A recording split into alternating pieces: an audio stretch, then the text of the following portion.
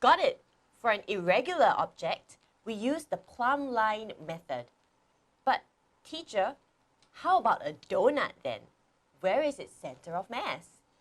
It's in the middle of the donut, assuming that the mass is uniformly spread over the entire donut.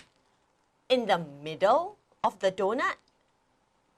But there is a hole in the middle. There is nothing there.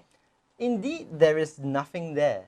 But the center of mass of an object is the average position of all the parts of the object, weighted accordingly to their masses.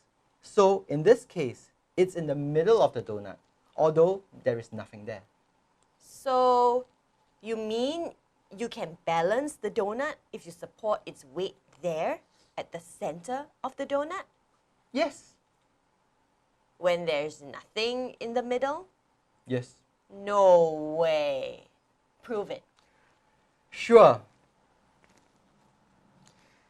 Here I have a donut here, and as you can see, there's a hole in the middle. I'm just going to put my finger right at the hole and ta-da! Wow. Told ya. Now, obviously, I need to use something small, like a toothpick, so that I can get to the middle of the donut. But as you can see, it's completely balanced. My gosh. The wonders of physics.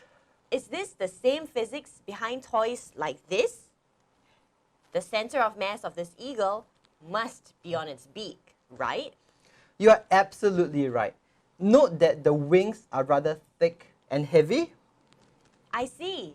That is how it balances itself by shifting its center of gravity to the beak instead of being somewhere else on the body.